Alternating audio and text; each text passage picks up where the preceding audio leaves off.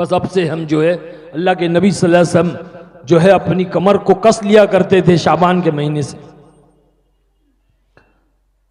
हम अभी से जो है चालू कर दें, तौबा करके इस मजलिस से उठें। सोचे भाई, मैं कहां आप कहां, इतने 1000 किलोमीटर मैं आपसे मिलने आया, मैं नहीं आया, ये अल्लाह ने भेजा है। क्योंकि कल कयामत में कोई ये नहीं कह सकेगा ए अल्लाह मुझे कोई समझाने वाला नहीं आया था, मुझे कोई बतलाने वाला नहीं आया था। अल्लाह ने आज इस दुनिया में दावत व तबलीग की मेहनत के जरिए से एक हुज्जत कायम कर दी है कि हर शोबे से, हर फील्ड से लोग आ रहे हैं।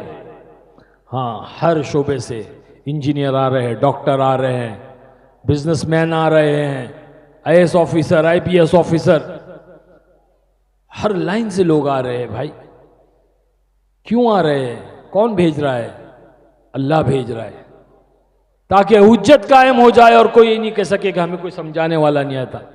एक फिल्मी दुनिया थी, वहां से भी अल्लाह ने मुझे भेज दिया, जहां से बुराइयां शुरू होती है। नौजवान बच्चे और बच्चियां जिस जिंदगी को अपनाने के लिए बर्बादी को इख्तियार करते हैं, अपनी इज्जतों को नीलाम करते हैं, नौजवान अपने जूते खसते के भाई छोटा सा एक रोल मिल जाए।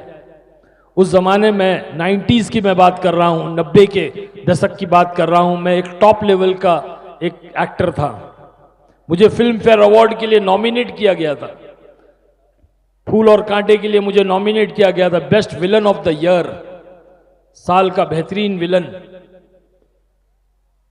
अल्लाह ने हिदायत दिया, जिंदगी बदला, अल्लाह दुनिया में काम ले रहा है। बाहर मुल्कों में अल्लाह ने भेजा, अमेरिका भेजा, अफ्रीका भेजा, वेस्ट इंडीज गए, क्यूबा गए।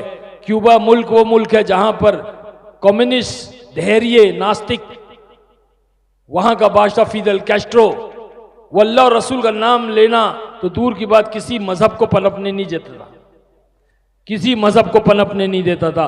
अल्लाह ने एक नौजवान को भेजा, पड़ोस के मुल्क से एक नौजवान पढ़ने के लिए गया, मेडिकल साइंस के लिए गया, और अल्लाह ने उससे ऐसा काम लिया कि उस मुल्क के अंदर अल्लाह ने इस्लाम को जिंदा कर दिया।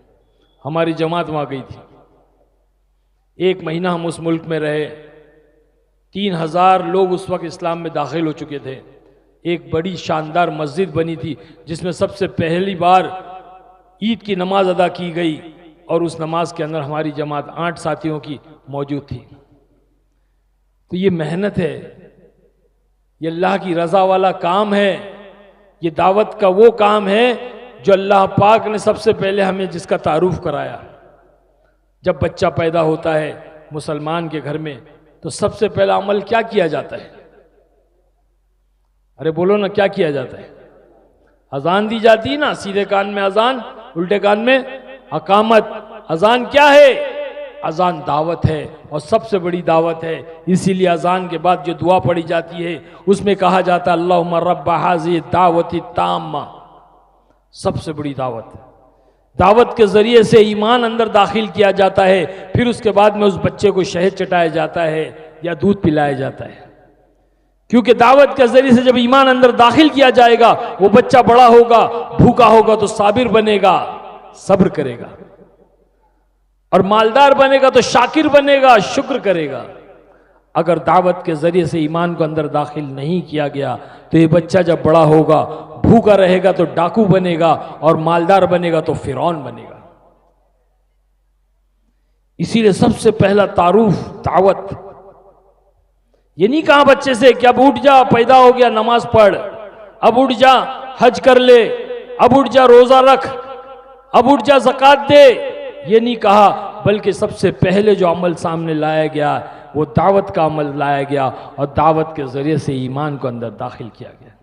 अल्लाह खुद दाई है, इसीलिए अल्लाह ने अपने कलाम में सारे नबियों की दावत को पेश किया, किसी नबी की इबादत को पेश नहीं किया। सारे नबियों की दावत, नूह अलैहिस्सलाम की दावत, इब्राहिम अलैहिस्सलाम की दावत, मूसा